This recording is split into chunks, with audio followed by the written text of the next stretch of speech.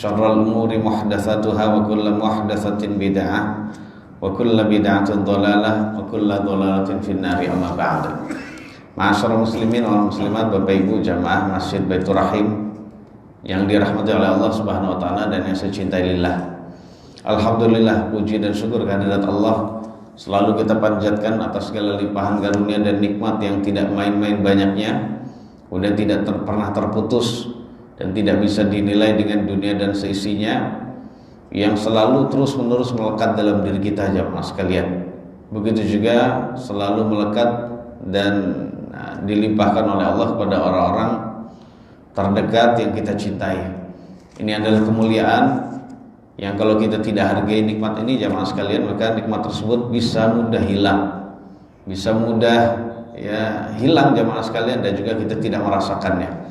Oleh karenanya nikmat ini harus dijaga, diikat dengan kesyukuran kita setiap hari lewat ibadah-ibadah harian yang Allah bebankan pastinya pada kita.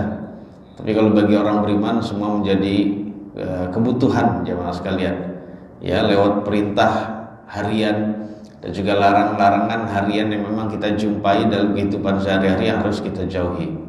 Kemudian salawat dan salam semoga selalu Allah curahkan kepada Nabi kita yang mulia sallallahu alaihi wasallam, kemudian pada keluarga, istri-istri, para sahabat dan setiap pengikut beliau yang setia sampai akhir zaman, sampai hari kiamat. Mudah-mudahan kita termasuk di antara pengikut Nabi yang bersabar meniti jalan yang mulia sampai ajal menjemput kita masing-masing. Sekali lagi jamaah sekalian, saya mengingatkan diri saya dan juga jamaah sekalian, ya, untuk menjadi pengikut Nabi yang setia, ya kita harus terus mengaji jamaah sekalian, mempelajari ilmu agamanya, ya harus pengen tahu tentang hukum-hukum dan semua yang berkenaan dengan agamanya jamaah sekalian, ya. Sebab demi Allah kita tidak akan ditanya tentang update-nya kejadian-kejadian, peristiwa-peristiwa kita setiap hari sampai kita wafat, gak ditanya. Ada kejadian ini dan itu nggak ditanya oleh Allah Subhanahu wa taala. Namun untuk hal-hal yang wajib yang harus kita ketahui namun kita ternyata tidak tahu, maka itu akan ditanya oleh Allah. Dan kalau kita pasti akan ditanya jemaah sekalian, maka kita harus mempersiapkan jawaban dari pertanyaan tersebut. Jemaah yang dirahmati oleh Allah, mudah-mudahan Allah memberikan kita karunia berupa ikhlas pula dalam pertemuan kita kali ini. Kita akan lanjutkan tentang fikih memandikan jenazah. Di pertemuan lalu kita sudah membahas bahwasanya hukum memandikan jenazah adalah fardu kifayah jemaah sekalian, ya. Fardu kifayah, harus ada umat Islam yang mau melakukannya. Kemudian di pertemuan lalu kita sudah juga membahas bahwasanya orang-orang yang kita mandikan diantaranya adalah bayi yang keguguran, Pak. Janin yang keguguran itu juga dimandikan apabila sudah berumur berapa jemaah sekalian? Berumur 4 bulan atau lebih. Tapi kalau kurang dari 4 bulan maka tidak dimandikan. Dan seterusnya berkenaan dengan masalah memandikan, dan kita akan lanjutkan masih berkenaan dengan fikih memandikan. Poin yang berikutnya jemaah sekalian, yang pertama dalam pertemuan ini adalah man aulan nasi bi ghuslil mayyit. Siapa orang yang lebih berhak memandikan mayit. Jadi jemaah sekalian, ini berlaku ketika seorang jenazah itu rebutan orang-orang untuk memandikannya. Ketika itu jemaah sekalian, ada orang yang lebih berhak untuk memandikannya. Tidak semua orang berhak, ya, tidak sembarang orang untuk berhak karena dia kepengen gitu ya. Kemudian dia berhak memandikan, tidak semua jemaah sekalian. Jadi ada orang-orang tertentu yang berhak untuk memandikannya. Yang pertama jemaah sekalian, dianjurkan, ya, yang melakukan pemandian mayit adalah keluarganya sendiri, keluarganya atau kerabatnya jemaah sekalian. Itu pun dengan syarat kalau mereka memenuhi syarat-syarat nanti di bawah, Pak. Seperti nanti akan kita sebutkan gitu ya. Karena seseorang juga harus memenuhi syarat-syaratnya, di antaranya syaratnya dia kesolehan. Dia harus orang yang salih. Dia harus orang yang ngerti tentang tata cara memandikan jenazah, Pak. Kalau keluarganya dia memiliki 2 syarat ini, Pak, maka saat itu dia berhak untuk memandikan. Alasannya apa, teman sekalian? Dalil tentang hal ini karena dahulu yang telah memandikan jenazah Rasulullah SAW yang mulia adalah Ali dan kerabatnya Nabi, Ali bin Abi Thalib dan juga kerabatnya Nabi. Ya, di dalamnya ada Fadl bin Abbas juga. Ya, maka saat itu mereka lah yang lebih berhak. Dan kita tahu siapa itu Ali, Pak, orang yang termasuk paling berilmu di kalangan umat Nabi Sallallahu Alaihi Wasallam. Maka mereka lah yang lebih berhak. Ya. Kemudian ada dalil lagi jemaah sekalian. Dalil ketika Nabi sudah wafat. Hadis ini dikeluarkan oleh Al-Imam Al-Baihaqi, diriwayatkan oleh Al-Imam Al-Baihaqi dari Salim bin Ubaid Al-Asya'i. Beliau bercerita tatkala Nabi kita sallallahu alaihi wasallam wafat, maka para sahabat bertanya kepada Abu Bakar As-Siddiq radhiyallahu anhu. Karena menganggap Abu Bakar ini adalah orang yang paling banyak ilmunya, Pak, di antara para sahabat, yang paling lama mendampingi Nabi. Ya sahibah Rasulullah sallallahu alaihi wasallam, man yughassiluhu. Wahai ya sahabatnya Rasulullah, siapakah yang akan memandikan Nabi? Kemudian Abu Bakar berkata, rijalu ahli baitihil adna fal adna.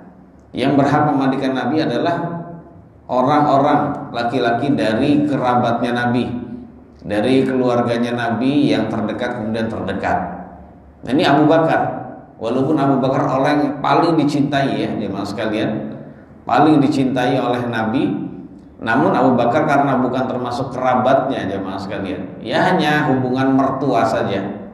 Mertua dengan menantu. Abu Bakar mertuanya Nabi, Nabi adalah menantunya. Hanya itu saja, tapi bukan kerabat jemaah sekalian. Maka dia menyerah tentang hal itu diserahkan kepada siapa? Kerabatnya. Jadi orang-orang dari kerabatnya yang berhak memandikan.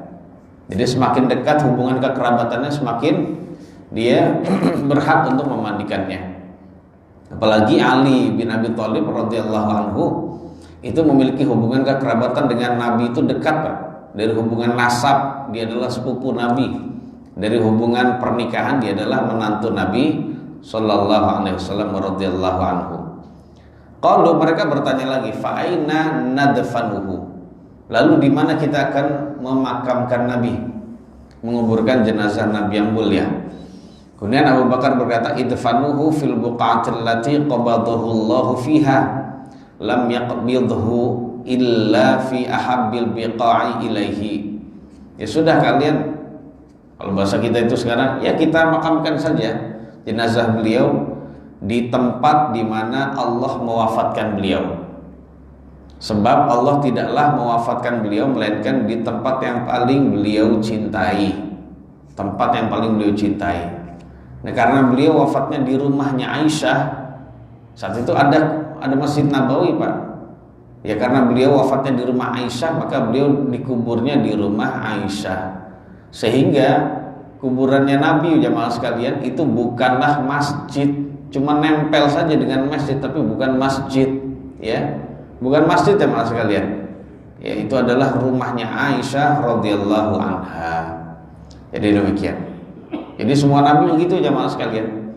Nabi itu wafatnya itu di tempat yang beliau cintai dan di situ pula beliau dimakamkan. Karena dalam riwayat yang lain Nabi sendiri sallallahu alaihi wasallam yang bersabda. Itu jawaban Abu Bakar yang tentu saja dia memiliki jawaban itu adalah dari sabda Nabi yang pernah dia dengar, ilmu Nabi yang pernah dia dengar gitu ya. Ya, karena di dalam riwayat yang lain Nabi bersabda jemaah sekalian, "Ma qabadallahu nabiyyan illa fil mawdi'il ladzi yuhibbu an yudfana fihi." Jadi tidaklah Allah mewafatkan seorang nabi pun melainkan berada di tempat yang Nabi itu senang untuk diwafatkan, untuk dimakamkan di situ. Jadi kalau Nabi senang diwafatkan di situ, nah disitulah Allah wafatkan dia, dan disitulah Nabi itu senang untuk dimakamkan. Jadi demikian. Itu beda, Pak, Nabi. Kalau kita dengan Nabi itu berbeda aja, Mas sekalian. Kalau kita kan pengennya gimana, Pak? Wafatnya di sini, tapi pengennya dikuburnya di sono, di tempat yang lain gitu. Itu bahkan kita sampai berwasiat. Maka itu adalah pembahasan sendiri nanti kalau kita membahas bab masalah menguburkan jemaah sekalian ya. Boleh nggak seperti itu? Orang wafatnya, dia domisilinya di sini Jakarta, ya, domisili Jakarta, meninggal di Jakarta, dia pengen dikuburkan di kampung, dan itu memakan waktu yang lama gitu ya. Ini itu pembahasannya nanti kita akan bahas ya Mas sekalian, insyaallah. Jadi seperti itu jamaah sekalian. Kemudian pertanyaannya, bolehkah selain kerabatnya memandikan? Jawabannya boleh juga Pak. Jadi nggak dilarang. Jadi boleh juga selain kerabatnya itu memandikan jenazah mayit, dengan syarat kalau dia mengerti tentang tata cara memandikan jenazah, kemudian dia memiliki sifat-sifat kesolehan, ya, dia orang solih, dia mengerti tentang tata caranya, maka yang demikian itu boleh Pak. Dan ternyata juga ada dalilnya jemaah sekalian. Ada dalil ternyata orang lain yang bukan kerabatnya mayit juga boleh memandikan Pak. Yaitu Nabi kita yang mulia sallallahu alaihi wasallam tidak memerintahkan kerabat-kerabat putrinya Zainab. Nabi punya putri sendiri kandung dari Khadijah namanya Zainab, yang meninggal tatkala Nabi masih ada. Ya, putrinya duluan Pak menghadap Allah. Habis itu baru Nabi. Nah, saat putrinya Zainab meninggal, Nabi nggak nyuruh kerabat-kerabatnya untuk memandikan si Zainab ini. Tapi Nabi malah menyuruh siapa? Menyuruh Ummu Atiyah yang nggak ada hubungan kerabat dengan Zainab, dan juga Nabi nggak ada Pak. Nah, ini menunjukkan berarti boleh saja Pak. Yang penting dia ngerti, itu yang paling utama. Ya, kalau di zaman sekarang paling nggak satu orang yang mengerti tentang tata caranya memandikan jenazah. Habis itu kerabatnya kalau ingin ikut memandikan, membantu maksudnya, itu diperkenankan. Ya, seperti itu jemaah sekalian. Satu orang saja ngerti. Habis itu keluarganya yang nyiramin, gosok-gosokin, itu tidak mengapa. Kemudian jemaah sekalian, hukum asalnya ketika jenazah itu meninggal, maka yang memandikan adalah yang sesama jenisnya. Ya, jenazah laki-laki dimandikan oleh laki-laki, kemudian perempuan dimandikan oleh perempuan. Itu asalnya seperti itu. Ya, hendaknya ini adalah dijadikan sebagai acuan. Namun di sana ada pengecualian. Ya, di sana ada pengecualian, yaitu suami dan istri. Kemudian anak dan orang tua. Anaknya masih kecil dan orang tua. Baik. Tentang suami dan istri ya Mas sekalian, boleh sang suami memandikan jenazah istrinya sendiri. Boleh ya Mas sekalian. Ya, karena tidak ada aurat bagi sang istri di hadapan suaminya. Ini berdasarkan hadis ya Mas sekalian, riwayat yang sahih, riwayat dari Imam Ahmad rahimahullahu taala. Aisyah bercerita Pak, Nabi suatu ketika pulang menuju rumah saya, ya, dari memakamkan jenazah di Baqi. Jadi memakamkan jenazah di Baqi, Nabi ke rumah Aisyah. Nah, pas Nabi masuk ke rumah saya dalam keadaan saya sedang sakit pusing, sakit kepala. Dan saya berkata, wa ra'sah, aduh sakit kepala, gitu ya bahasa kita. Aduh sakit kepala. Kemudian Nabi kan tahu, ya Aisyah begitu ya, namanya suami dan istri. Aisyah mungkin pengen disayang jemaah sekalian, ya, agar Nabi menampakkan sayangnya kepada dia gitu. Kemudian Nabi bersabda jemaah, ma darraki law mutti qabli fa ghassaltuki wa kaffantuki thumma shallaitu alaiki wa dafantuki. Ya, Nabi bercanda Pak, tapi bercandanya Nabi itu mengandung hukum ucapannya gitu. Ketika Aisyah berkata, aduh sakit kepala nih, biasanya namanya orang sakit itu pengen disayang, tapi Nabi bersabda gini Pak. Namanya ya apa namanya, Nabi bercanda sebenarnya, bercanda, tapi sekali lagi hukumnya itu ucapannya nggak main-main, bisa mengandung hukum. Nggak apa-apa seandainya kamu meninggal duluan sebelum saya, wahai Aisyah. Lagi sakit dia ngomongin gitu. Nggak apa-apa seandainya kamu meninggal duluan ya sebelum saya, maka saya nanti akan memandikan kamu, saya akan memandikan kamu, saya akan mengkafanimu, kemudian saya akan menyolatimu dan akan memakamkan kamu wahai Aisyah, gitu ya. Ya, jadi begitu ya Mas sekalian. Jadi cuma sakit tapi ternyata diomongin demikian. Kemudian ya Mas sekalian, Aisyah berkata ya Mas sekalian, lakinni bika wallahi law fa'altu dzalik atau lau fa'alta dzalika laqad raja'ta ila baiti fa'arasta fihi bi ba'dhi nisaika. Iya, kalau bahasa kita, iya, kalau saya meninggal, kalau engkau sudah melakukan hal itu, kau kembali ke rumah saya dalam kondisi ya Anda sudah menjadi pengantin baru dengan istri-istri Anda yang lain. Enak, rumah saya ditempatin istri yang lain. Jadi bahasa ya itulah asik jemaah sekalian, kecemburuan tapi ternyata di situ ada bumbunya. Dibandingkan rumah tangga yang enak terus, nggak pernah ada berantem, itu nggak ada bumbunya jemaah sekalian. Gitu. Bahkan tuh ada berita jemaah sekalian, perceraian justru terjadi dikala suami terlalu sabar, nggak pernah pemarah, nggak pernah mendebat gitu ya, nggak pernah berselisih, itu justru malah bertengkar. Perempuan begitu dia malah sendiri yang menggugat cerai, alasannya karena tidak menantang. Nah itu masing-masing masalahnya jemaah sekalian. Nah seperti itu jemaah sekalian.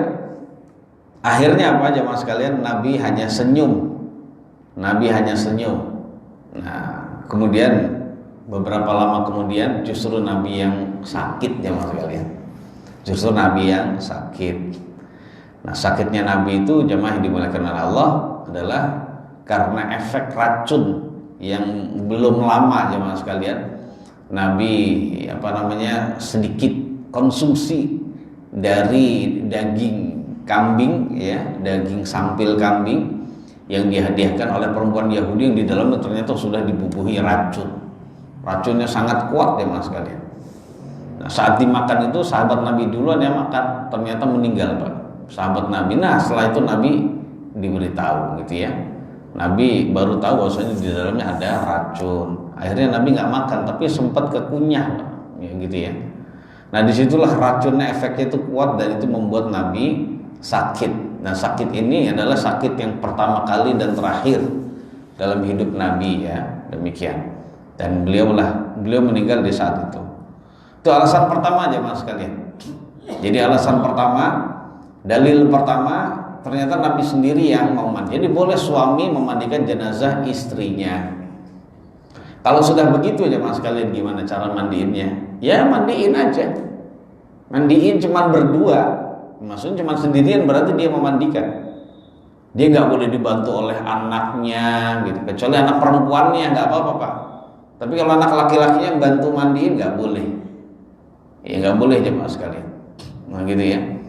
Nah kalau suami sendirian memandikan di tempat kamar mandi misalnya, maka ya boleh dibuka semua karena tidak ada aurat bagi dia, sebagaimana nggak ada aurat saat masih hidup. Demikian.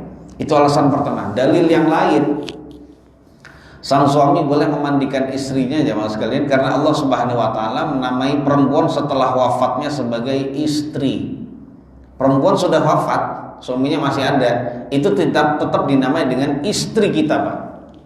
Ya, tidak Allah hilangkan sifat istri dalam diri perempuan yang sudah wafat itu. Ya, dalilnya mana? Yaitu Allah Subhanahu wa taala berfirman, "Walakum nisfu ma taraka azwajukum illam yakul lahunna walad." Kalian wahai para suami mendapatkan separuh, mendapatkan setengah dari harta peninggalan istri kalian. Perhatikan Pak, dari harta peninggalan istri kalian jika istri nggak punya anak. Jadi kalau kita mohon maaf, kalau jemaah sekalian, kalau istri kita meninggal, nah ternyata istri kita nggak punya anak dari kita dan juga dari laki-laki lain misalnya, maka sebagai suami sudah mendapatkan setengah dari harta peninggalan istri. Adapun setengah lagi untuk siapa jemaah sekalian? Setengah lagi untuk kerabatnya istri yang lain. Kalau ada ayah dan bundanya silakan.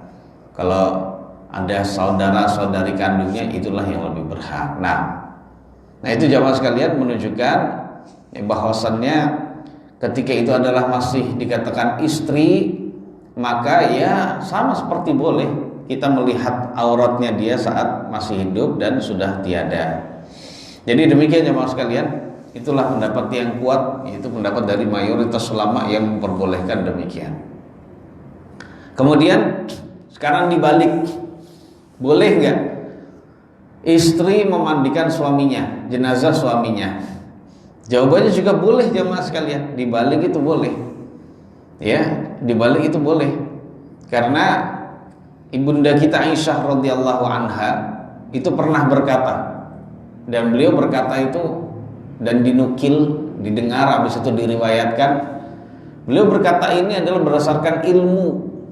Beliau berkata, lawistaqbaltu min amri mastadbartu ma ghassala Rasulullah sallallahu alaihi wasallam illa nisa'uhu. Seandainya saya bisa memutar ulang ya peristiwa yang sudah berlalu, maka tidak boleh ada yang memandikan jenazah Rasulullah sallallahu alaihi wasallam melainkan istri-istrinya saja.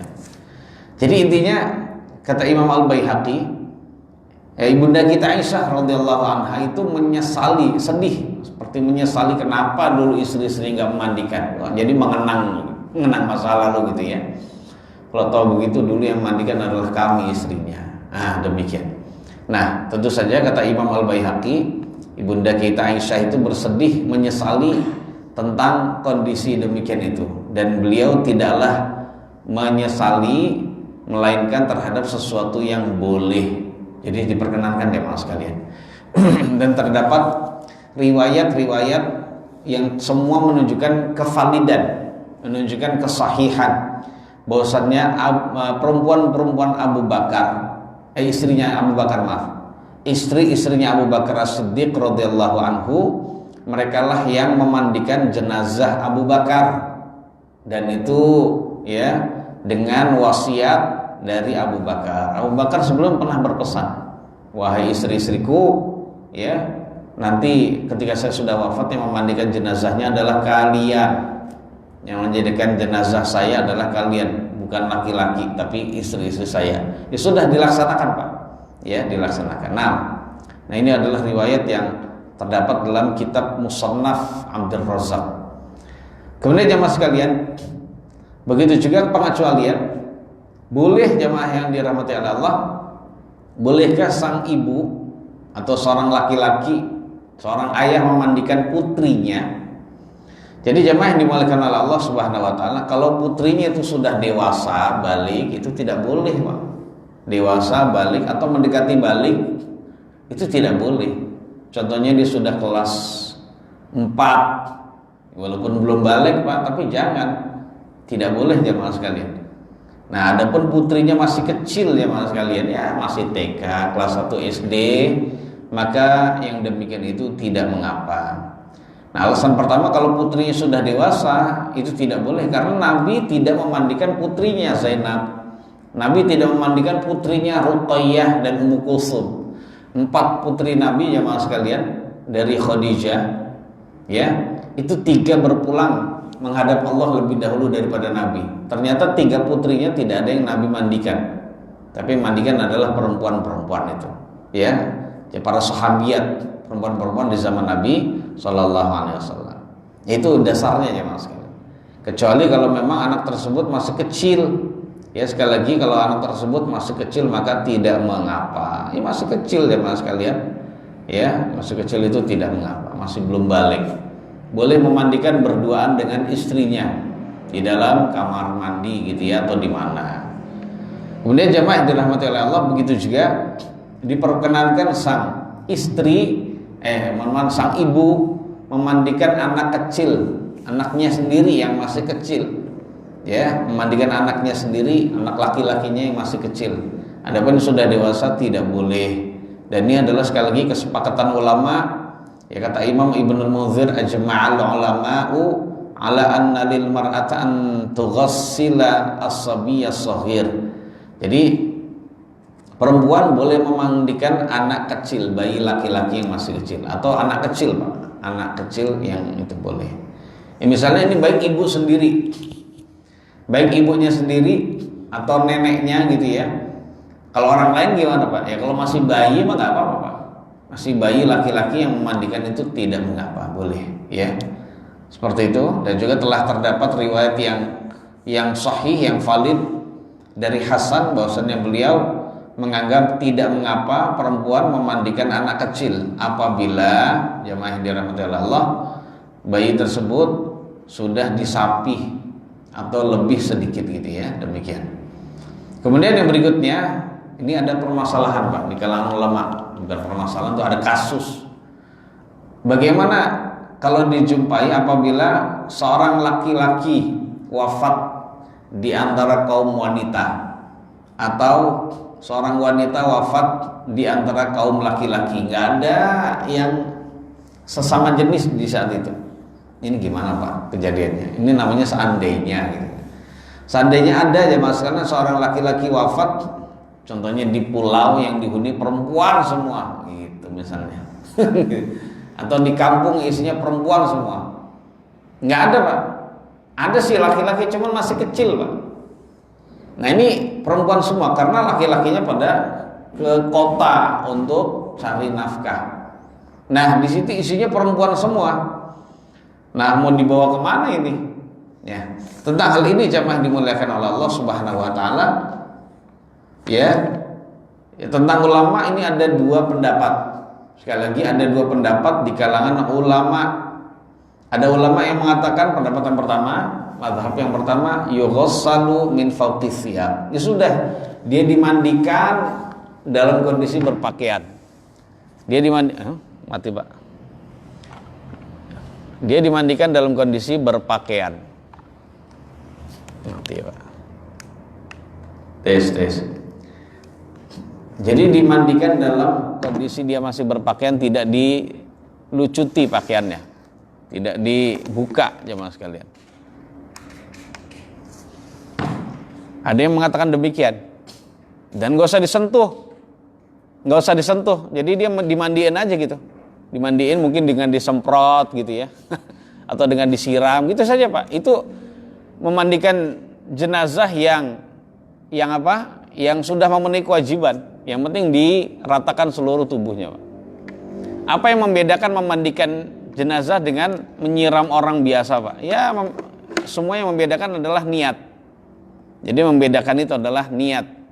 Ya kalau niatnya adalah memandikan jenazah dengan niat ibadah, maka jadi memandikan jenazah. Ada lagi yang berpendapat yuyammamu wala yughassal li'annahu bimanzilati man lam yajidil ma. Terima kasih. Ada ini juga. Tes.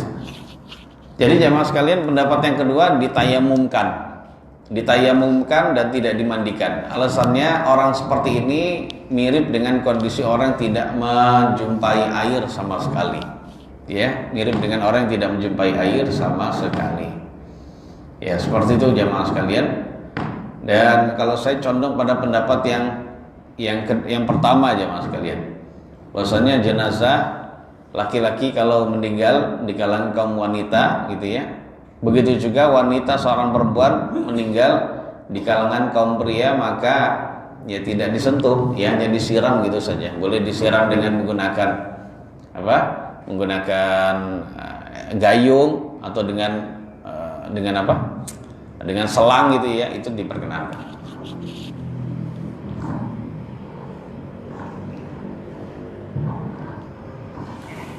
Kemudian sifat dan juga ya sifat ya mas sekalian yang dimiliki oleh orang yang memandikan jenazah. Orang yang memandikan jenazah itu harus memiliki dua sifat yang mulia ya mas sekalian. Sifat atau ciri atau karakter yang harus dimiliki oleh orang yang memandikan jenazah. Yang pertama as-shalah, kesolehan. Dia harus menjadi orang yang soleh. Karena orang yang soleh itu adalah lebih mengerti tentang batasan-batasan Allah, batasan-batasan agama Allah, mengerti tentang syariat-syariat agamanya, sehingga dia akan menutupi aib ya dan juga kekurangan dari mayit yang dia mandikan. Kalau nggak soleh nggak punya Pak, nggak punya sifat itu. Hanya sekedar bisa saja memandikan tapi tidak soleh, maka tidak punya Pak. Ya, berdasarkan sabda Nabi yang mulia sallallahu alaihi wasallam, "Wa man satara musliman satarahullah." Siapa saja yang menutupi cacat dan aib ya dari atau kekurangan dari seorang muslim, maka Allah juga akan menutupi aib dia, cacat dia di hari kiamat. Cacat kita banyak jemaah sekalian, kekeliruan kita, kekurangan kita banyak, maka kalau kita menutupi kekurangan orang lain, itu nanti akan ditutupi oleh Allah pula di hari kiamat. Ya. Kemudian Nabi juga bersabda, la tasubbul amwat, jangan kalian mencaci maki orang-orang sudah wafat. Fa innahum qad afdau ila ma qaddamu, karena sesungguhnya mereka telah merasakan, telah menjumpai hasil dari atau menjumpai balasan dari apa yang sudah mereka lakukan di dunia. Sudah, kalau mereka surga sudah surga, kalau mereka neraka dapat selesai sudah, itu nggak usah, nggak perlu kita membahas itu, nggak perlu kita mencaci maki mereka, nggak ada faedahnya. Sebab jemaah sekalian, ketika kita sebagai hamba Allah memandikan jenazah, habis itu ngomong, yang biasanya ngomong curhat sama istri sendiri, Pak. Iya tadi itu saya mandikan jenazah kok bau banget gitu. Wah gitu, Pak. Iya ada gituannya deh. Dia nggak ngomong sama orang lain, tapi ngomong sama istrinya, Pak. Sama aja Mas sekalian. Jadi kadang lisan ini susah untuk ditahan ya Mas sekalian. Ya. Dan itu masuk dalam ghibah. Masuk dalam ghibah. Kalau ghibah kepada orang yang masih hidup, bisa kita minta maaf, Pak. Namun kalau ghibah kepada orang yang sudah wafat gimana, Pak? Minta maaf sama keluarga yang digibahin dia kok. Jadi nggak bisa jemaah sekalian, rugi kita berkata seperti itu. Dan jemaah yang dimuliakan oleh Allah, kalau sudah ghibah siap-siap nanti ya dengan penyesalan, penuh penyesalan, amal solih kita, pahalanya, kebaikannya nanti akan diambil untuk dia. Nah rugi kan Pak, udah tahan lisan. Walaupun ditanya-tanya, gimana jenazahnya? Ya udah, itu rahasia kami gitu. Gitu aja Pak, rahasia, itu aja Pak. Jadi jangan pengen orang kepo, masa nggak percaya sama saya? Udahlah nggak apa-apa, saya kasih tahu. Saya rahasiakan juga. Ya begitu, nggak boleh jemaah sekalian. Yang suruh merahasiakan itu adalah Allah dan Rasulnya Shallallahu Alaihi Wasallam. Kita lihat jemaah sekalian, ada hadis riwayat Imam Al-Hakim dan Al-Baihaqi tentang keutamaan menyelenggarakan jenazah. Kita lihat jemaah sekalian. Ini membuat kita bersemangat Pak. Yang pertama Nabi bersabda, man ghassala mayyitan fakatama alaihi ghufira lahu arba'ina marratan. Barang siapa yang memandikan jenazah lalu dia menutupi aibnya jenazah, punya aib mungkin jenazah Pak. Ya, mungkin badannya bolong, ada yang bau misalnya Pak, misalnya. Jadi ditutupi aibnya, maka Allah mengampuni dosa dia sebanyak 40 kali. Dapat 40 kali ampunan Pak. 40 kali ampunan. Satu ampunan berapa dosa? Wallahu a'lam, hanya Allah yang tahu. Ya, seperti itu jemaah sekalian. Jadi ampunannya berapa kali tadi jemaah sekalian? 40 kali. Kemudian yang berikutnya, wa man kaffana mayyitan kasahullahu minas sundusi wa istabraqil jannah. Nah ini dia. Siapa saja yang mengkafani jenazah, maka Allah Subhanahu wa taala akan memberikan dia pakaian di surga berupa sutra-sutra yang ada di surga. Artinya Allah akan memasukkan dia ke dalam surga, dan di surga dia diberikan pakaian khusus ya berupa sutra. Nah, jadi nanti ada sutra khusus ya Mas sekalian yang diberikan oleh Allah kepada orang yang pernah mengkafani jenazah. Sebenarnya pakaian ahli surga semua sutra, Pak. Sutra semua. Ada sutra yang disebut sundus, ada yang sutra disebut istabrok. Saya sendiri nggak tahu Pak bedanya apa. Pokoknya sutra itu macam-macam sutra Pak. Itu pakaian ahli surga Pak, dalam hadis dalam ayat-ayat Quran begitu. Namun nanti ada sutra khusus bagi orang yang pernah mengkafani jenazah, dan itu tidak dimiliki, tidak diberikan oleh Allah kepada orang yang tidak memandikan. Sama-sama masuk surga, sama-sama dapat sutra, tapi sutra khusus nantinya itu. Ya. Kemudian waman hafara limayyitin qabran fa ajannahu fihi ujriya lahu minal ajri ka ajri maskanin askanahu ila yaumil qiyamah. Dan siapa saja yang menggali kuburan untuk jenazah, menggali Pak, kuburan untuk jenazah, lalu dia memakamkan jenazah tersebut. Dia sendiri gali, dia sendiri makamkan, maka dialirkan untuk dia berupa pahala, ya, sebagaimana pahala rumah yang dia telah tempatkan padanya sampai hari kiamat. Jemaah sekalian, dengan seseorang menguburkan itu sama seperti memberi tempat kepada dia, dengan tempatnya lebih lama, Pak. Tempatnya lebih lama sampai kapan? Sampai hari kiamat. Maka seperti itu pula pahala orang yang menguburkan jenazah juga sampai hari kiamat. Maka berbahagia jemaah sekalian bagi orang yang bisa menyelenggarakan jenazah dengan niat lillahi ta'ala. Ingat jemaah sekalian, dengan niat lillah. Ya, ingat ya, keutamaannya besar. Itu belum keutamaan menyolati, Pak. Belum menyolati, karena menyelenggarakan jenazah ada memandikan, mengkafani, habis itu apa, Pak? Menyolati dulu. Ini belum menyolati, Pak. Habis itu baru menguburkan. Nah, demikian. Itu yang pertama, kesolihan jemaah, penting. Ya. Buat apa orang yang mandikan bisa mandikan tapi dia tidak solih? Wah, rugi, Pak. Yang kedua jemaah sekalian, al-khibratu bil ghusli, yaitu memiliki pengetahuan, memiliki fikih gitu ya tentang memandikan jenazah.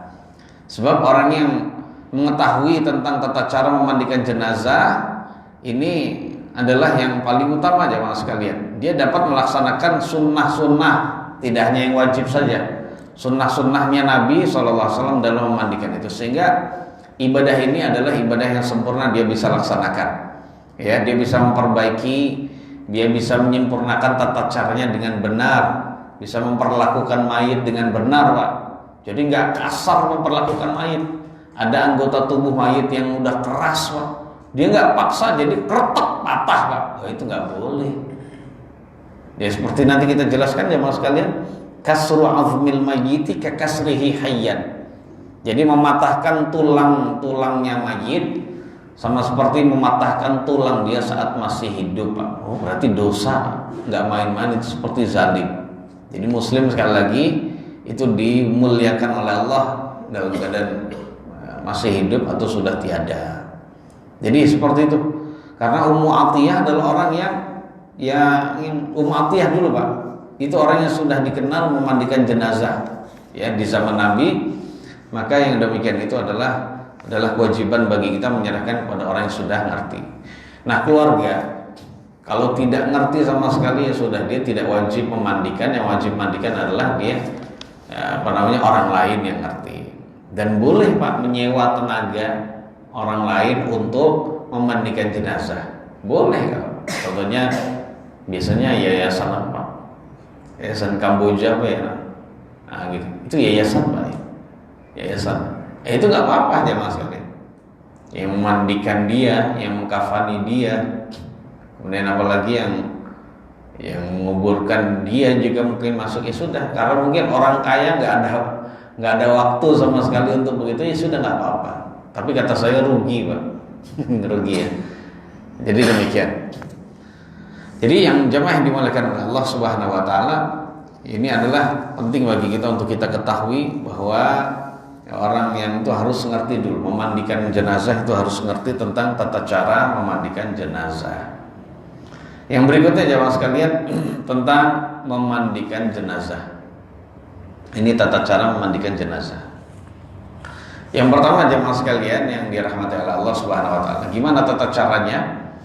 Adapun tata cara memandikan jenazah itu adalah berdasarkan hadis Nabi yang mulia Sallallahu Alaihi Wasallam. Ya, dari Ummu Atiyah radhiyallahu anha. Ummu Atiyah bercerita, Nabi pernah masuk ke dalam tempat kami. Saat itu kami sedang memandikan jenazah putrinya Zainab. Ya, ini sebelum Zainab dimulai mandikan, Pak, belum dimandikan. Nabi bersabda, ini ngasih tahu dulu, pengajian cepat, gitu ya. Pengajian cepat tentang tata cara memandikan jenazah. Nabi bersabda, ighsilnaha salasan au khamsan au aksara min dzalika bima'in wa sidr. Mandikan putri saya Zainab, ya, wahai perempuan-perempuan, sebanyak 3 kali basuhan rata, maksudnya, Pak. Ya, atau 5 kali atau lebih dari itu silakan. Misalnya kalau masih najis nggak apa-apa, ya lebih dari 5 kali, 7 kali atau 9 kali tidak mengapa-apa, dengan menggunakan air dicampur dengan daun bidara, dengan air campur daun bidara. Wa ja'alna fil akhirati kafuran, dan jadikanlah basuhan yang terakhir dari 3 atau 5 atau 7 basuhan tersebut dengan kafur. Artinya air dicampur dengan kafur. Kafur itu ya kapur, Pak. Kapur yang wangi. Kalau sekarang mungkin ya kafur dulu dengan kafur sekarang beda, Pak. Ya kalau sekarang mungkin kapur barus lah, ya insya Allah juga tidak mengapa. Ya, jadi makanya harus disediakan ya mas kalian 2 ember. 1 ember air dicampur daun bidara, 1 ember lagi air dicampur dengan kapur barus. Ya sudah ditumbuk maksud saya gitu ya, sudah ditumbuk. 1 lagi air, ini kalau memang nggak pakai ini Pak ya, kalau nggak pakai selang gitu. Ya 1 air misalnya adalah air murni. Air murni ini bilasan yang terakhir nantinya. Nah seperti itu jamaah sekalian ya, dan lain-lain. Yang pertama apa yang harus kita lakukan? Ya pertama pasti kita letakkan jenazah di tempat pemandiannya. Di tempat pemandiannya di atas jamaah sekalian. Ya kalau dalam pokoknya di atas ranjangnya memandikan jenazah itu. Ya atas ranjangnya. Jadi jangan ditaruh di bawah lantai, tidak demikian. Jadi taruh di, itu bikin pegel kita juga, nunduk mulu gitu ya. Kemudian yang berikutnya jamaah sekalian, setelah kita taruh, maka apa yang harus kita lakukan? Ya kita tutup dulu bagian auratnya. Kita tutup dulu bagian auratnya. Nah, kalau dalam buku yang lain dijelaskan ya, setelah ditaruh dan sudah persiapan untuk dimandikan, jenazah itu dilemeskan dulu Pak. Dilemeskan dulu tangannya. Jadi tangannya diginiin dulu, pelan-pelan gitu Pak. Jadi tangannya diginiin dulu, kanannya, kirinya. Kalau kakinya mohon maaf begini Pak, jadi diginiin, sewu ya. Jadi diginiin. Tujuannya supaya pas lagi kita mandikan itu tidak kaku. Sebagaimana tadi mungkin ketika sebelum dimandikan itu sudah digituin Pak. Tapi sekarang dihituin juga lagi gitu ya, agar tidak kaku. Itu yang pertama, ada yang menjelaskan seperti itu. Kemudian setelah itu ditutup bagian auratnya Pak. Ini sebelum dibuka celana dan bajunya gitu ya. Jadi ditutup bagian auratnya ditutup. Sehingga saat dibuka ya baju-bajunya, maka itu tidak sampai terlihat auratnya. Nah, kemudian baru saat itu ditelanjangin Pak, dibuka bajunya gitu ya, dan dibuka bajunya. Kalau jenazah seluruh kaum muslimin, laki-laki dan perempuan, itu ditelanjangin Pak Munsewu, dibuka, ditelanjangin, dibuka semua bajunya, kecuali pengecualian cuma Nabi saja, hanya Nabi saja kita Shallallahu Alaihi Wasallam yang ketika mandi itu tidak dibuka busananya. Tetap beliau dimandikan dalam kondisi berpakaian gamis yang beliau pakai saat itu. Kenapa kita harus menutup aurat ya orang yang sudah meninggal? Karena Nabi yang nyuruh ya mas sekalian. Ya, Nabi yang menyuruh Shallallahu Alaihi Wasallam ya, la yanzurur rajul ila auratir rajul walal mar'atu ila auratil mar'ah. Jadi seorang laki-laki tidak boleh melihat aurat laki-laki yang lain, perempuan pun tidak boleh melihat auratnya perempuan. Ya seperti itu. Nah aurat laki-laki di hadapan laki-laki itu mana Pak? Harus tahu juga itu. Nah itu kan bagian dari fikih Pak. Aurat laki-laki di hadapan laki-laki adalah pusar sampai antara pusar sampai dengan lutut. Ini harus ditutup. Ya harus ditutup Pak. Ya pokoknya dengan kain apapun ditutup. Kemudian aurat perempuan di hadapan perempuan sama Pak, yaitu antara pusar dengan lutut. Terus dadanya perempuan gimana? Di dada perempuan itu bukan aurat. Sekali lagi, dadanya perempuan di hadapan perempuan itu bukan aurat. Sekali lagi bukan aurat. Jadi tidak mengapa. Kemudian yang berikutnya jamaah sekalian, ini masih lama gimana Pak? Apa diterusin apa? Soalnya agak lama. Kita tanya jawab aja. Tanya jawab dulu ya. Selalu kita lanjutkan pertemuan akan datang. Ya paling tidak itu tadi Pak yang kita sudah awalan. Tanya jawab saja ya. Soalnya ini masih panjang memandikan. Ada begini dan begitu. Termasuk nanti dikepang, diikat rambutnya kalau memang jenazahnya laki-laki atau perempuan itu panjang. Nah, insya Allah kita lanjutkan ya mas sekalian di pertemuan akan datang tentang tata cara memandikan jenazah. Kalau bisa Pak langsung praktek. Enggak, insya Allah sudah terbayang gitu. Di antara bapak ada yang sudah pernah memandikan Pak, lihat gitu. Enggak Bapak, intinya memandikan gampang Pak. Pertama nih Pak. Pertama jenazah itu, ini sebelum kita jelasin secara detail. Jenazah itu diperas-peras dulu perutnya. Jadi diberdirikan tapi nggak sampai posisi duduk. Jadi dibangunin tapi tidak sampai posisi duduk. Ya kurang lebih 45 Pak. Jadi 45 derajat. Habis itu perutnya diperas-peras sedikit, pelan-pelan, lembut gitu. Tujuannya supaya keluar kotoran yang sisa di dalam perutnya. Habis itu disiram. Pertama disiram dulu. Kalau memang keluar ya sudah dicucikan kemaluan dan juga duburnya. Setelah itu jamaah sekalian diwudukan. Habis itu disiram rata 3 kali basuhan rata atau 5 kali atau 7 kali. Kalau jenazah itu bersih, maka satu itu 3 basuhan rata saja. Basuhan dari 3 basuhan rata itu 3 basuhan rata yang terakhir itu dengan menggunakan air campur kapur barus. Basuhan pertama dan kedua dengan menggunakan air bidara seperti itu. Wallahu a'lam. Baik, insya Allah kita lanjutkan. Selesai Pak. Mandikan mayit nggak terlalu sulit-sulit amat. Nanti detailnya di pertemuan akan datang. Barangkali di antara jamaah ada yang mau bertanya, silahkan kita diskusi. Silakan Pak.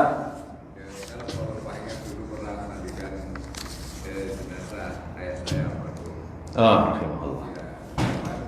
Waktu itu kondisinya memang nggak ada meja yang untuk kayak memandikan gitu ya. Iya. Jadi kalau saya untuk laki-laki ada berempat ya saudara. Sehingga saya tuh jadi kita di pangku aja. Oh di pangku. 3 orang pangku, jadi 3 orang pangku duduk di pangku, terus ada satu yang free untuk memandikan kira-kira di sini ya. Ya nggak apa-apa Pak, boleh di pangku. Jadi kita di pangku, terus di pangku bertiga pangku satu orang. Ya. Karena seingat saya juga ada riwayat Nabi itu saat mandi dipangku oleh Ali bin Abi Thalib radhiyallahu anhu. Jadi tidak mengapa, boleh Pak. Semua sesuai dengan kondisi setempat Pak. Ya kalau intinya dimandikan, itu kan cuma anjuran saja itu di atas gitu ya. Atau mungkin ini di pangku, kalau memang nggak bisa dipangku, sudah nggak apa-apa Pak. Ya gitu. Jadi boleh-boleh saja, tidak mengapa Pak. Sama-sama. Silakan Pak. Masalah pemandikan Ustaz. Jadi saya pernah dengar untuk mengeluarkan kotorannya itu ya mayat didudukkan gitu ya. Iya benar. Bagaimana kalau udah kondisinya kaku gitu Ustaz? Oh, udah kaku. Iya. Apa ya seperti tadi apa mematahkan tulangnya nanti atau apa? Oh iya. Kalau memang khawatir itu akan mematahkan tulangnya apabila dibangunkan setengah duduk gitu ya, dalam posisi mungkin derajat 45 derajat, maka saat itu tidak perlu, tapi cukup diperas-peras sedikit. Ini jadi intinya sebelum dimandiin itu disucikan dulu, jadi agar nanti tidak ada yang keluar lagi setelah selesai dimandikan gitu aja. Ya, jadi diperas-peras. Nanti misalnya dilihat itu duburnya keluar nggak, kotoran apa tidak. Ya kalau keluar tinggal disiram. Jangan berkata bau, nggak boleh Pak.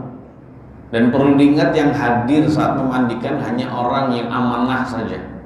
Hanya dihadiri oleh orang yang memandikan. Yang lain nggak ikut ini tidak boleh. Tidak boleh. Jadi seperti itu. Wallahu a'lam.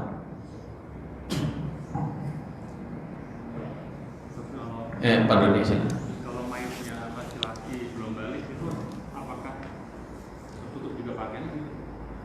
mayitnya belum balik, ya kalau anak kecil nggak harus ditutup auratnya, apalagi di hadapan orang tuanya sendiri. Dia sendiri masih pipis buka gitu nggak apa-apa, kita juga masih mandiin dia saat masih hidup, ya maka seperti itu pula kita jamaah sekalian boleh melihat auratnya dia. Terus anak kecil orang lain gimana? Ya kalau masih bayi, Pak, masih TK ya juga tidak mengapa. Jadi nggak perlu ditutup auratnya antara antara pusar dengan pusar dan lutut, Pak ya. Jadi tidak harus seperti itu. Nah, ada lagi silakan. Berkenan dengan ini atau yang lain silakan. Urutan mandi sama dengan wudhu gimana? Urutan mandi, maksudnya gimana? Urutan mandi jenazah itu apakah kayak langsung disiram atau dengan diwudhukan dulu? Iya, tadi kita bilang disucikan dulu, ya anggota duburnya dan juga kemaluannya, barangkali keluar setelah dipersih yang pertama. Habis itu diwudukan, habis itu diratakan air seluruh tubuh, mulai dari anggota bagian kanan dengan cara dimiringin ke kiri gitu ya. Jadi bagian kanan depan, kanan belakang, ya. Habis itu dimiringkan ke kanan untuk bisa meratakan air di sebelah kirinya, kiri bagian depan, kiri bagian belakang, seperti itu. Setelah itu selesai, Pak. Nah demikian. Nah, namun sebelum dimandikan bisa, Pak, dibersihin dulu kuku-kukunya. Jadi bersihin dulu kukunya tik-tik-tik gitu ya. Ini adalah bersamaan dengan ketika tadi setelah mensucikan gitu ya, mensucikan jenazah, mensucikan kemaluan dan juga duburnya. Habis itu dipotongin kuku. Kalau kumisnya terlalu panjang ya dirapikan, Pak. Nggak harus dikerok. Termasuk juga mungkin ketiaknya itu belum sempat dicukur, ya dicukur. Ya, jadi demikian. Kalau jenggotnya jangan, kalau kemaluannya jangan. Maksudnya bulu kemaluannya jangan. Nah, karena itu adalah aurat, tidak bisa. Nah, seperti itu.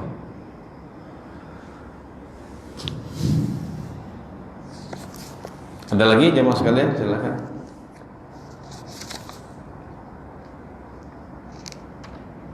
Nanti urutannya insya Allah kita lanjutkan di pertemuan yang akan datang.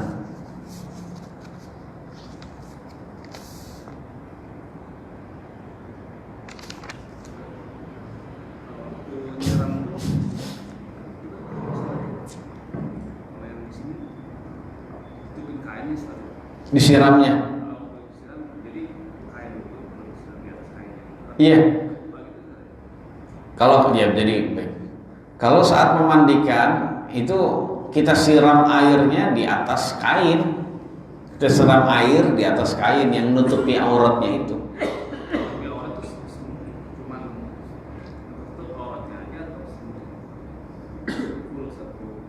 Aurat itu kan area itu, Pak.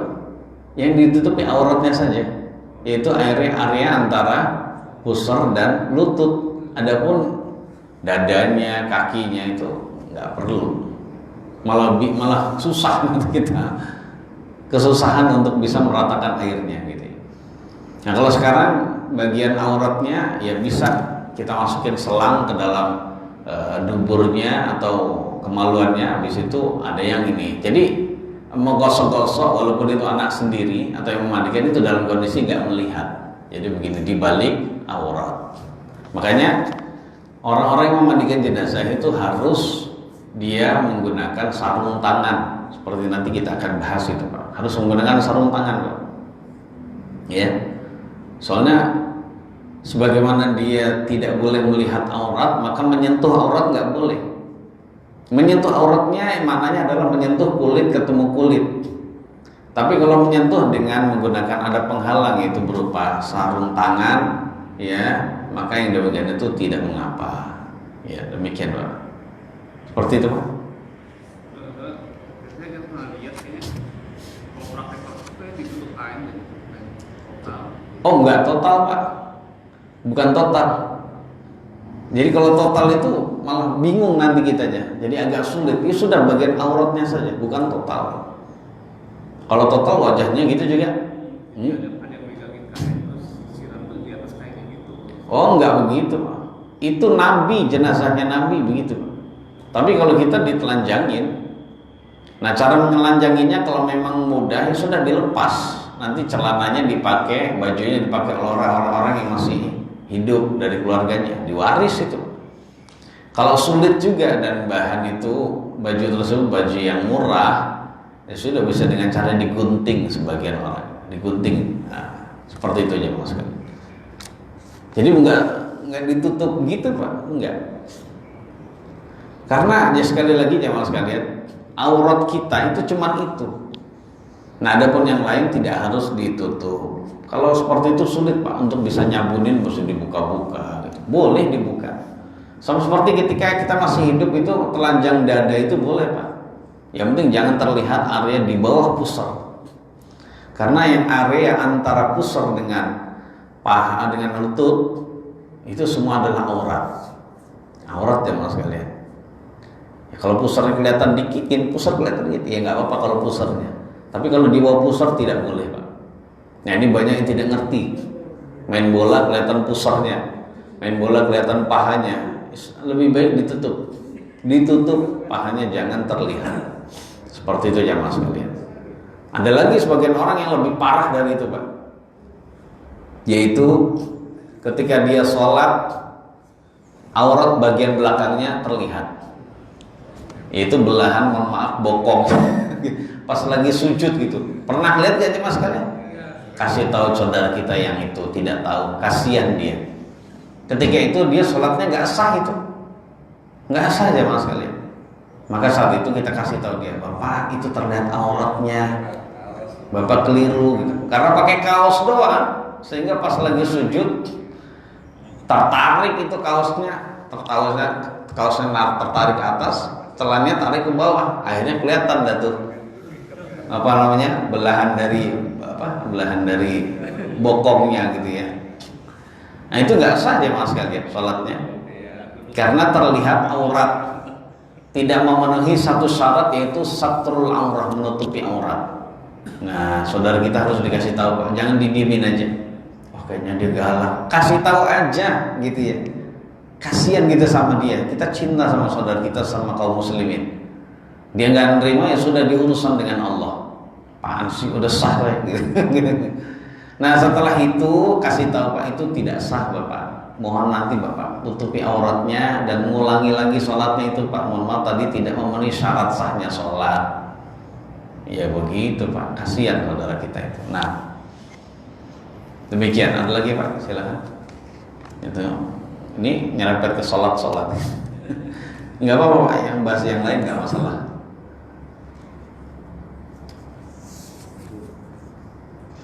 Oh, di luar ini aja Pak. Silakan Pak. Kemarin saya lihat di berita-berita Suriah itu Pak. Itu kuburannya putri Nabi Pak, ada di Suriah, Zainab ya. Itu namanya tadi diceritakan Nabi nggak memandikan. Apakah benar itu ada di Suriah? Padahal Nabi kan ada di Madinah Pak.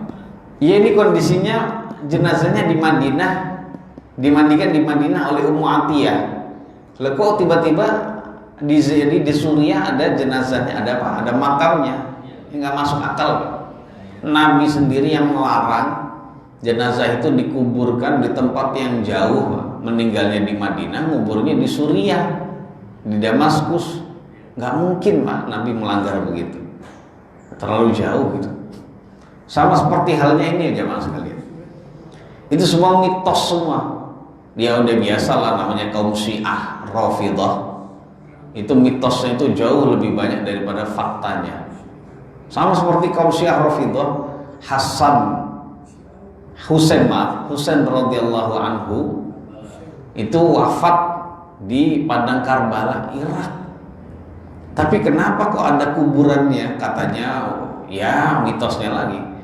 Dalam kondisi kepalanya dipenggal, kepalanya dikuburkan di Mesir. Di Mesir juga ada makamnya. Semacam-macam ya Mas. Sebagaimana itu biasa kaum tasawuf itu begitu. Ada satu nabi kuburannya lebih dari satu. Loh, antum pernah ngeliat nggak? Nonton Jazirah Nabi nggak Pak? Iya seperti itu Pak. Satu nabi tapi kuburannya lebih dari satu.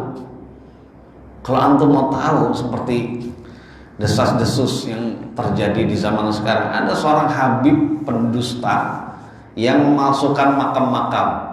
Ya antum tahu sendiri itu Pak, mirip seperti itu jemaah sekalian. Makanya gak usah percaya. Yang jelas kuburan Nabi pasti ada, kuburan para Nabi itu pasti ada. Cuman yang bisa kita tidak bisa memastikan kuburan Nabi Syuaib, kuburan Nabi Nuh, kuburan Nabi Adam di mana, nggak ada yang bisa memastikan Pak. Kuburan Nabi Adam panjang gitu. Iya kalau Nabi Adam di situ. Kita boleh mengingkari Pak, nggak percaya. Nabi itu ada, kuburannya pasti ada. Tapi untuk kuburan itu saya nggak percaya, nggak apa-apa Pak, boleh.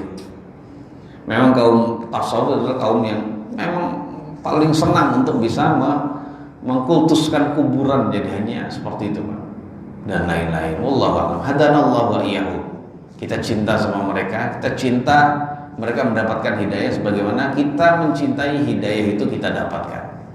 Hadanallahu wa iyyahum, semoga Allah memberikan hidayah kepada kita dan kaum muslimin. Nah, ya, ada lagi Pak, silakan.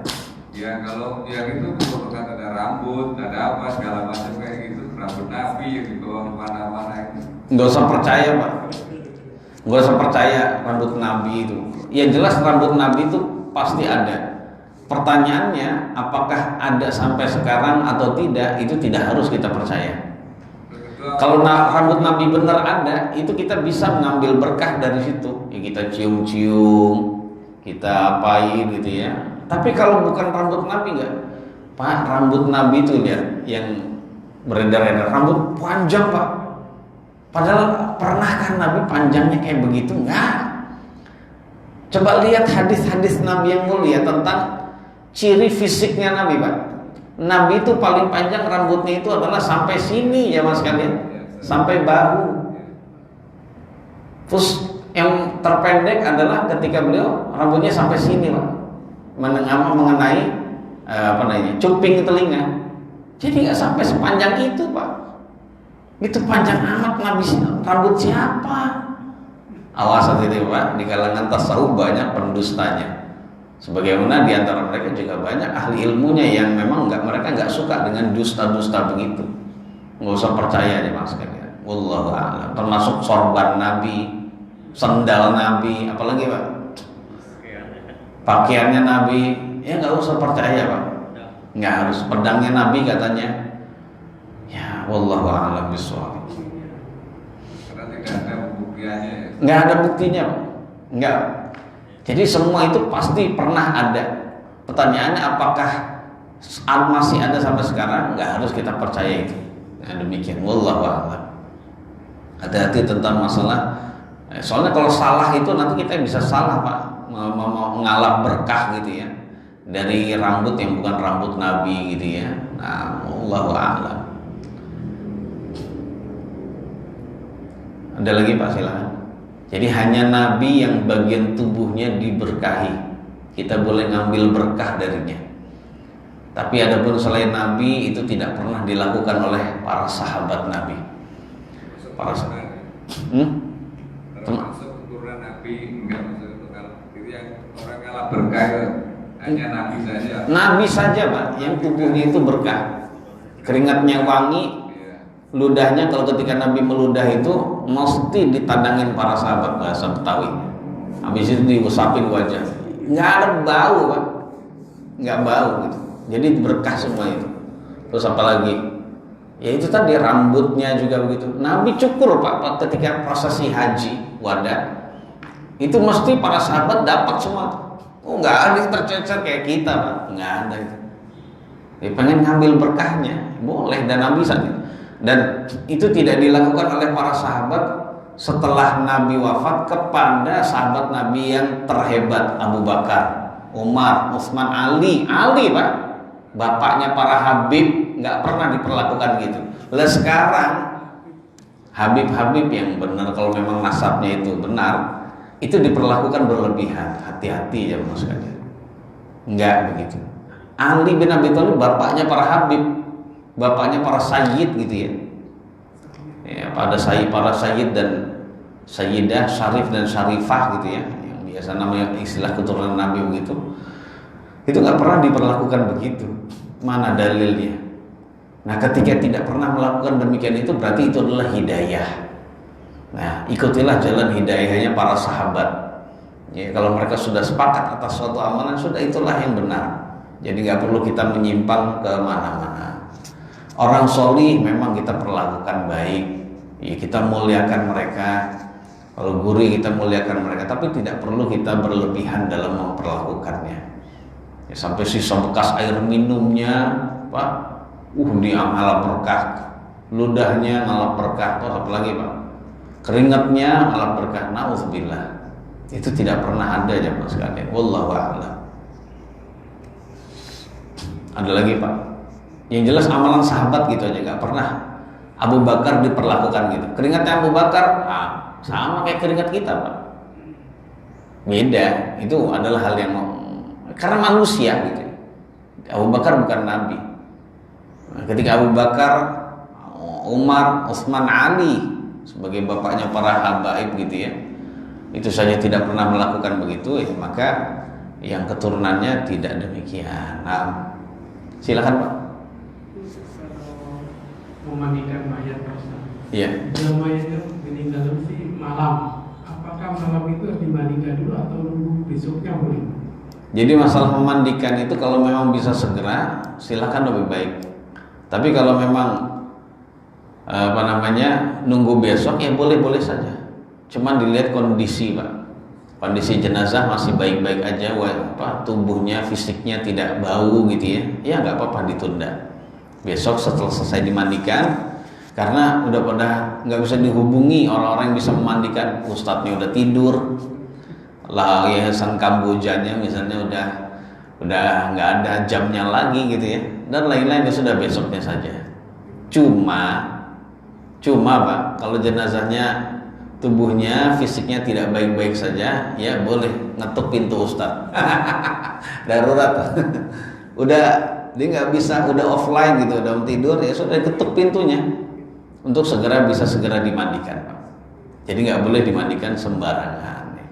Jadi kaum muslimin harus dimandiin Pak sebelum dia dikuburkan.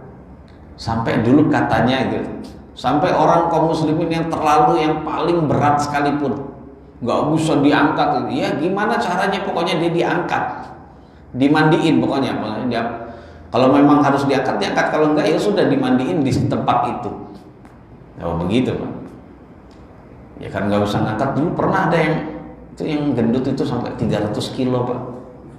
Itu katanya nggak dimandiin, katanya, benar bukan? Tapi saya bilang nggak mungkin nggak dimandiin. Misalnya kalau nggak bisa, kan harus dimiringin kanan kiri gitu ya. Ya dia sudah caranya semampunya, dibasahin aja bawahnya semampunya gitu. Dibasahin semampunya bawah, udah siramin gitu saja udah. Nah seperti itu ya mas sekalian. Masih ada lagi, silakan Pak. Bapak mau nanya? Cukup? Sudah suruk ya? Baik, cukup Pak. Kita lanjutkan insyaallah. Oh ada terakhir. Kalau kayak korban kecelakaan misalnya ada anggota badannya pecah, mandi dengan Anggota badan yang pecah. kecelakaan. Iya. Ya baik, ada orang yang kecelakaan sehingga termutilasi misalnya, sama. Itu tetap dia harus dimandikan. Misalnya kepala yang pecah, ya dimandikan itunya ke bagian kepalanya. Habis itu ditaruh di bagian kepala. Udah gitu aja Pak. Dimandikan, dia tetap disiram. Jika udah meninggal udah nggak masalah. Keluar cairan tubuh, ya udah nggak apa-apa. Kita siram lagi, terus siram. Makanya kan kita katakan, ya basuhlah jenazah 3 kali atau 5 kali atau lebih. Kalau memang menurut kalian itu harus lebih, begitu nggak apa-apa. Jadi memang seperti itu ya Mas sekalian. Bahkan kalau ada yang dimutilasi ya, sallallahu alaihi wasallam, la qaddarallahu alaina. Semoga Allah tidak mentakdirkan ini kepada kita dan keluarga kita. Ada jenazah muslim atau muslimah dimutilasi, udah dipotong-potong gitu, sudah tetap dimandi. Ya dia saat dimandikan ya disusun tubuhnya, seakan-akan itu ya, kepalanya di atas, tangan, tubuh gitu ya. Sedapatnya yang didapatnya aja. Ya seperti korban perang gitu ya, sedapatnya aja. Dapatnya nggak lengkap ya sudah, itu dimandikan, itu dikafani dan dikuburkan. Kemudian nanti kalau ada sisanya gimana? Sisanya baru didapat, ketahuan di tubuhnya ini, ya sudah dimandiin itu, dikafani, habis itu ditaruh, kafani saja gitu, habis itu ditaruh lagi, nggak perlu disolatin lagi, tangan doang disolatin, karena tubuh aslinya sudah disolati. Atau cuma dapat kepala saja Pak, ya sudah itu saja yang disolati, dikafani. Nah, demikian. Wallahu a'lam bishawab. Saya kira itu jemaah sekalian. Semoga sedikit ini bisa memberikan tambahan faedah dan manfaat, tambahan ilmu dan amal bagi kita semua, dan mudah-mudahan bisa menambah iman pula, menambah ingat kita terhadap kematian, sebagaimana sekarang kita belajar tentang ilmu memandikan. Suatu saat kita nanti akan memandikan, dan suatu saat pastinya kita akan dimandikan. Sekalian. Wallahu a'lam bishawab. Ada kekurangannya mohon maaf yang sebesar-besarnya. Subhanakallahumma bihamdik asyhadu an la ilaha illa anta astaghfiruka wa atubu ilaik. Wassalamualaikum warahmatullahi wabarakatuh.